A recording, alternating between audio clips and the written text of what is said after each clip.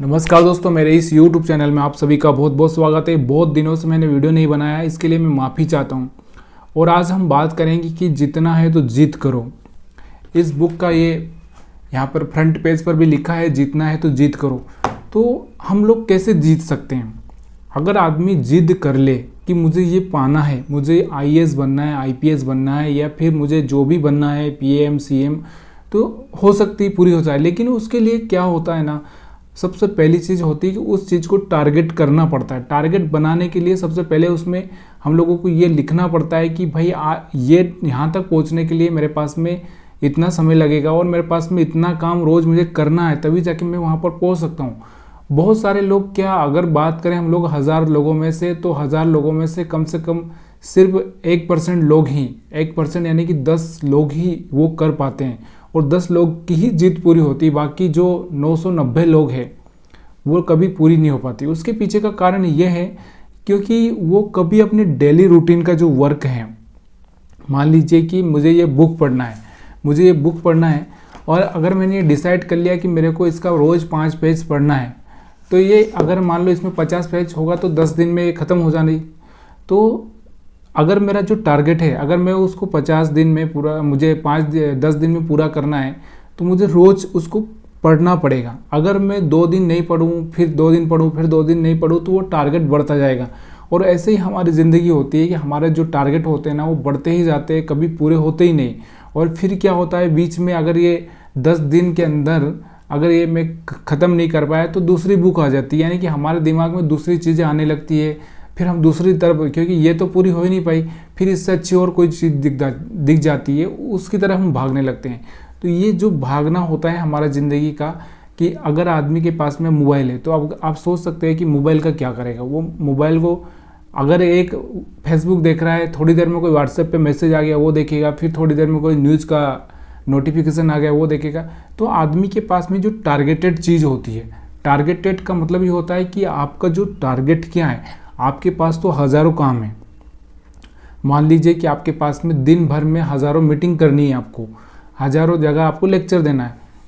तो ये आपको टारगेटेड रखना पड़ेगा कि मेरे को यहाँ पर 10 मिनट लेक्चर देना है, उसके बाद में अगली जगह पे फिर मुझे 10 मिनट लेक्चर देना है, या फिर अगली जगह पे मेरे को 10 मिनट मीटिंग ख़त्म करनी 10 मिनट में।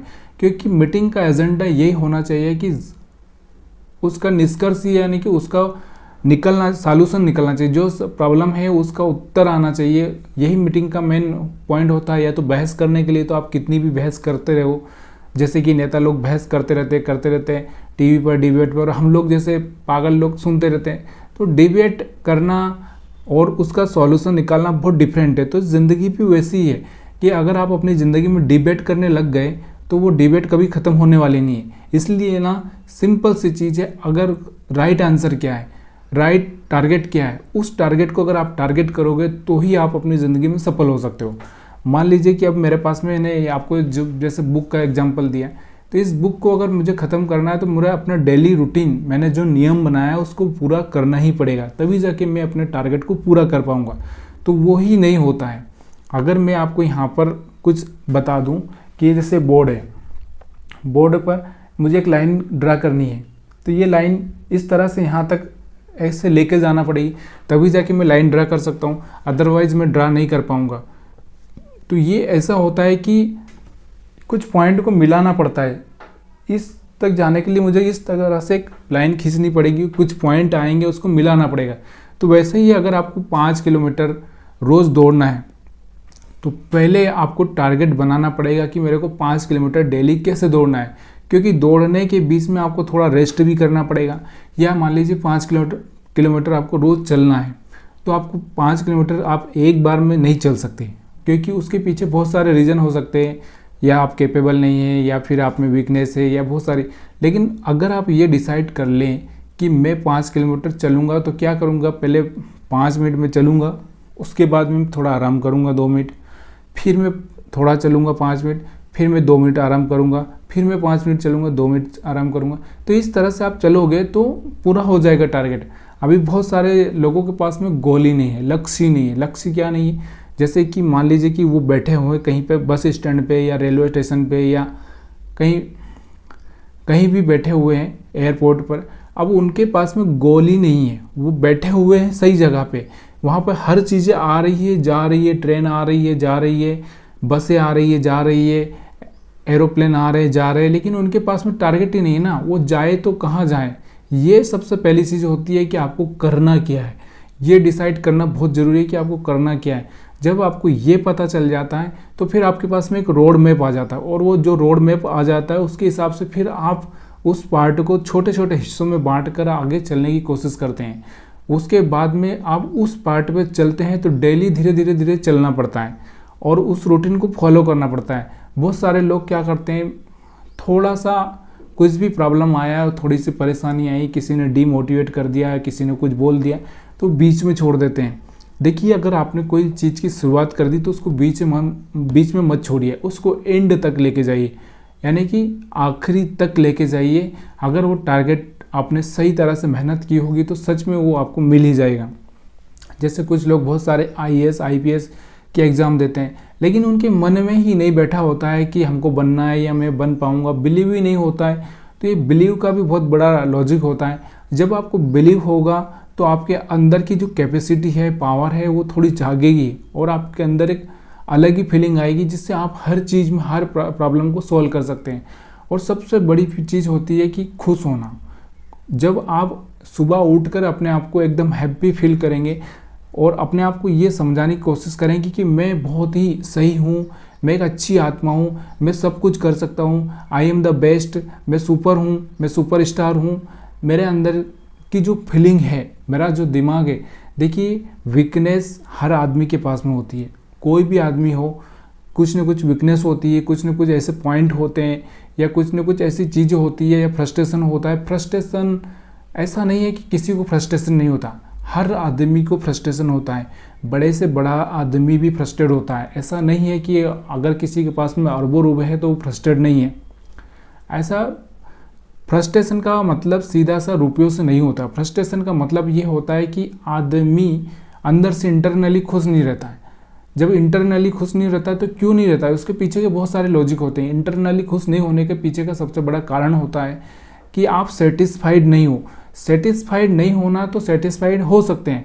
सेटिस्फाइड करने के लिए सबसे पहले अपने आप को ना ये बोलना पड़ेगा कि मैं बहुत अच्छा हूँ, मैं बहुत अच्छा कर रहा हूँ, और मैं सुपर स्टार हूँ, मैं बहुत कुछ कर सकता हूँ, मेरे पास बहुत पावर है, मैं बहुत कुछ कर सकता हूँ, इस दुनिया में कुछ भी कर सकता हूँ, मेरे पास में सारी शक्ति है। जब आप अपने आप को बिलीव दिलाओगे तो वो बिलीव पावर बनकर ही बाहर आता है। आपने कभी देखा होगा कि एक आदमी बहुत बड़ा मतलब अच्छा हष्ट पुष्ट है, लेकिन अगर वो रोने लग जाए तो वो एकदम अपने आप को इतना वीक महसूस करता है कि यार उसका सब कुछ ख़त्म हो गया। और एक आदमी अगर थोड़ा सा मोटिवेट हो जाए, आप किसी के सेमिनार में गए होंगे मोटिवेट होने के लिए, तो आपको क्या लगता है, जब उस आदमी ने आपको कोई दवाई नहीं दी, वहाँ पे आपको कुछ बोला नहीं, उसने सिर्फ वहाँ पर आप बैठे उसकी बातें सुनी। जैसे कि मैं बता दूँ कि एक चाय वाला प्रधानमंत्री बन गया तो आप क्यों नहीं बन सकते, आप क्यों नहीं बन सकते। अगर हम बात करें अंबानी परिवार की, तो अंबानी परिवार के पास भी पहले कुछ नहीं था, वो भी नौकरी करते थे, धीरे धीरे उन्होंने इतना बड़ा एम्पायर खड़ा किया। तो आपके अंदर भी एक जोश आने लगेगा, आपके अंदर की जो शक्ति है वो ऑटोमेटिक जागने लगेगी और आप उस दिशा में सोचने लगेंगे। और एक रोने वाला आदमी किस दिशा में सोचने लगता है, वो सिर्फ रोने के बारे में उसके विचार कैसे आते हैं कि उसने मेरे साथ बुरा किया, मेरे परिवार के लोगों ने बुरा किया, मेरे दोस्तों ने बुरा किया, मेरे बॉस ने बुरा किया, सारी चीज़ें उसके अंदर ऐसी फीलिंग आने लगती है। और जब ये फीलिंग आने लगती है तो सच में वो आदमी अपने आप को एकदम और डिप्रेस कर देता है, पूरा नीचे लेके जाता है और पूरा फ्रस्ट्रेट हो जाता है और रोने लगता है, ज़ोर ज़ोर से रोने लगेगा। तो एक तरफ एक आदमी रो रहा है तो उसकी शक्ति धीरे धीरे कमज़ोर हो रही है और वो कमज़ोर होता जा रहा है। और एक आदमी जब किसी के सेमिनार में जा रहा है, वो कोई दवाई नहीं खा रहा है, सिर्फ उसकी बातें सुनकर इतना मोटिवेट फील कर रहा है कि अब वो दुनिया में इतिहास रच देगा। तो ये होता है खुश होने का तरीका।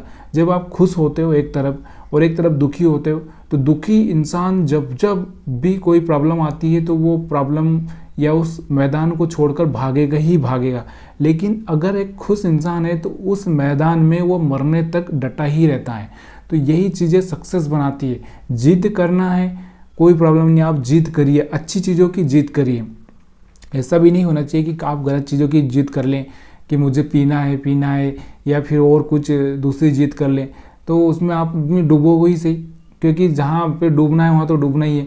अच्छी चीज़ों की जिद कर उसका रूटीन वर्क फॉलो कीजिए, आप सक्सेस ज़रूर हो जाएंगे। तो दोस्तों, इस वीडियो में मैंने आपको यही बताने की कोशिश की कि जीवन में सब कुछ मिल सकता है, सिर्फ आपको अपने आप पर भरोसा आना चाहिए। भरोसा जब आएगा और जब आप जिद करोगे और जब आप रोज़ मेहनत करोगे तो अपनी ज़िंदगी को ऑटोमेटिक अच्छा सा बना सकते हैं। और ये ज़रूरी नहीं है कि यार पैसा ही सब कुछ है। जब आपके पास में बहुत पैसा होगा, बहुत सारी चीज़ें होंगी, तो ही आप अपनी ज़िंदगी को एंजॉय करेंगे। आपको अपनी ज़िंदगी को एंजॉय करना है ना, तो कुछ ना होकर भी आप एंजॉय कर सकते हो।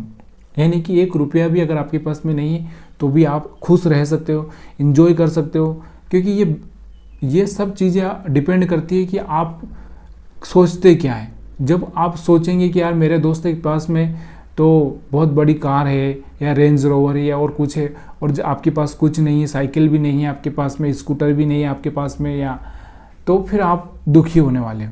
अगर आपको खुश रहना है तो सबसे पहले खुश होने का सबसे बड़ा चांस है कि जहाँ पर आप बैठे हो वहाँ पर कुछ लोग बैठना चाहते हैं। जैसे कि अगर एक सरपंच है, सरपंच और विधायक के बीच का अगर हम लोग सोचें तो कितना बड़ा डिफरेंस है, एक विधायक और एक सरपंच।